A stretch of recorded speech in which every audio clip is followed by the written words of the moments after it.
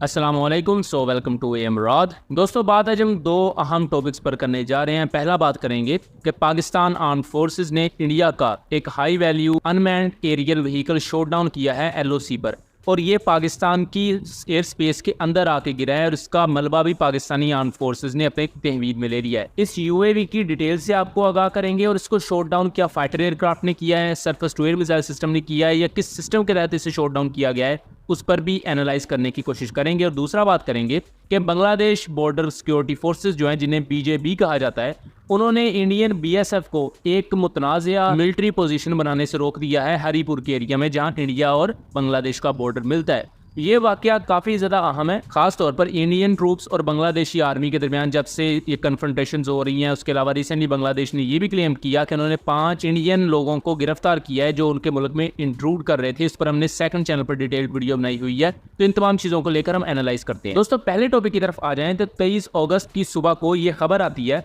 कि एक unmanned aerial vehicle, या जिसे हम ड्रोन कहते हैं, इसका मलबा मिला है नकियाल सेक्टर के करीब, या आज़ाद कश्मीर में जिसे आप पीर कलंजर का एरिया कह सकते हैं। यहाँ आपको इसके विंग्स नजर आएंगे, उसके अलावा इसका जो सेंट्रल बॉडी पार्ट है उसके मुख्तलिफ कंपोनेंट्स नजर आएंगे, और ये पूरे का पूरा जो यूएवी सिस्टम है ये डिस्ट्रॉय हो चुका है। उसके बाद जाके मुख्तलिफ सोर्सेज ये कंफर्म करते हैं कि ये इंडियन यूएवी है जिसको शॉट डाउन किया गया है और ये पाकिस्तानी साइड पर आके गिरा है। अब ये जो यूएवी है ये आइडिया फोर्ज का स्विच यूएवी सिस्टम है जो कि वीटोल कैपेबिलिटी के साथ आता है, यानी कि vertical landing and take off की सलाहियत रखता है। इन्हें रनवे से दौड़ना नहीं पड़ता, बल्कि ये एक हेलीकॉप्टर की तरह डायरेक्टली टेक ऑफ कर सकते हैं। इस कैपेबिलिटी को वीटोल कहा जाता है। दोस्तों, इस चीज़ को इंडियन साइड पर भी कंफर्म कर दिया गया है, लेकिन इंडियन साइड पर मौक़िफ़ उनका ये है कि हमारा एक यूएवी सिस्टम पाकिस्तान में क्रैश हुआ है टेक्निकल फेलियर की वजह से। वो इस चीज़ को नहीं मान रहे कि पाकिस्तान ने इसे शॉट डाउन किया है, जबकि पाकिस्तानी साइड पर मौक़िफ़ ये है कि पाकिस्तान ने इसे तबाह किया है, जो कि पाकिस्तानी हदूद के तकरीबन 1 किलोमीटर से कुछ कम एरिया तक अंदर आया था, और चूंकि ये पाकिस्तानी एयर स्पेस की वायलेशन थी तो पाकिस्तान ने इसको मार गिराया। अब यहाँ आम चीज़ ये है कि अभी तक जो इनिशियल इन्फॉर्मेशन है उससे ये अंदाज़ा नहीं लगाया जा सकता कि इसे किसी एयरक्राफ्ट ने शॉट डाउन किया है, या इसे किसी मिसाइल सिस्टम के तहत डिस्ट्रॉय किया गया है, या इसको नॉर्मल जो स्नाइपर्स होती हैं उसके तहत डिस्ट्रॉय किया गया है, क्योंकि ये कोई बहुत बड़ा ड्रोन नहीं था। लेकिन ये इंटेलिजेंस और रिकॉनिसेंस वगैरह के ऑपरेशंस को बखूबी सर अंजाम दे सकता था। सो हो सकता है यहाँ फाइटर जेट्स का यूज़ किया गया हो, लेकिन इसके चांसेस कम है। या मैं दोस्तों इस ड्रोन की कुछ टेक्निकल स्पेसिफिकेशंस आपको बताऊं तो आइडिया फोर्स इसके बारे में ये क्लेम करता है कि इस स्विच ड्रोन में कार्बन फाइबर कंपोनेंट्स को यूज़ किया गया है इसके एयर फ्रेम को बनाने में, जिसकी वजह से इसकी थ्रस्ट टू वेट रेशो ज़्यादा बेहतर होती है और यह ज़्यादा देर तक हवा में रह सकता है।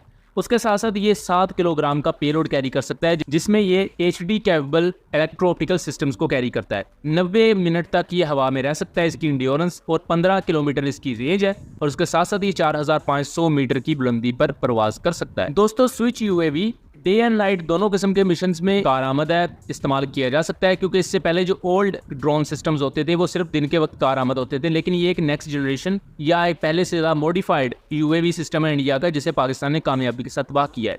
उसके साथ साथ ये इंटेलिजेंस गैदरिंग, रिकॉनिसेंस और सर्विलेंस, ये हर किस्म के मिशन को सरअंजाम दे सकता है। आम चीज़ ये है कि इंडिया की तरफ से ये कोई बहुत पुराना ड्रोन सिस्टम नहीं था। रिसेंटली ये इंडियन प्राइवेट कंपनी ने इसे बनाया था और इंडियन आर्मी में इन्हें इंडक्ट किया गया था, और इन्होंने जब ये कोशिश की पाकिस्तानी एयर स्पेस को वायलेट करने की तो पाकिस्तान ने इसे मार गिराया है, जो कि पाकिस्तान की तैयारियों का मुंह बोलता सबूत है। और पाकिस्तानी आर्म फोर्सेस की प्रोफेशनलिज्म आपको यहाँ देखने को मिलती है कि इवन अगर इंडिया के पास कोई बहुत ही ज़्यादा न्यू वेपन सिस्टम्स भी है तो पाकिस्तान ने उनका तोड़ भी निकाल कर रखा हुआ है। अब दोस्तों आ जाते हैं हम अपने दूसरे टॉपिक की तरफ। तो दोस्तों, इंडिया की बॉर्डर सिक्योरिटी फोर्सेस, जिन्हें BSF कहा जाता है, उन्होंने हरीपुर के एरिया में एक मुतनाज़िया मिलिट्री पोजीशन या मिलिट्री पोस्ट बनाने की कोशिश की, जिस पर बॉर्डर गार्ड ऑफ बांग्लादेश, यानी कि जिन्हें BGB कहा जाता है, वो इंडियन ट्रूप्स को कन्फ्रंट करती है और इंडियन फोर्सेस को रोक दिया जाता है यहाँ किसी भी किस्म की बार्ब वायर फेंस बनाने से या उसके अलावा किसी भी किस्म की मिलिट्री पोजीशन बनाने से, क्योंकि यहाँ 2 किस्म की इंडिया चीज़ें कर रहा था।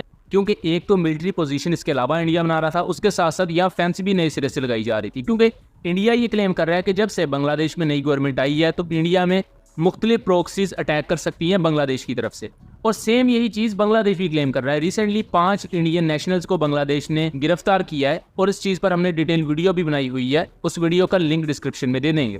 यहाँ दोस्तों द डेली स्टार की रिपोर्ट के मुताबिक सिर्फ बांग्लादेशी ट्रूप्स ही आने ही, बल्कि वहाँ के जो लोकल बांग्लादेशी थे उन्होंने भी इंडियन ट्रूप्स को घेर लिया एक किस्म का, जिसके प्रेशर में आगे फिर इंडियन फोर्सेस ने वो मिलिट्री इंस्टॉलेशन जो बनानी थी या जिसे आप बॉर्डर पोस्ट कह सकते हैं, वो बनाने से फिर उन्होंने काम रोक दिया और ये काम अभी तक रुका हुआ है।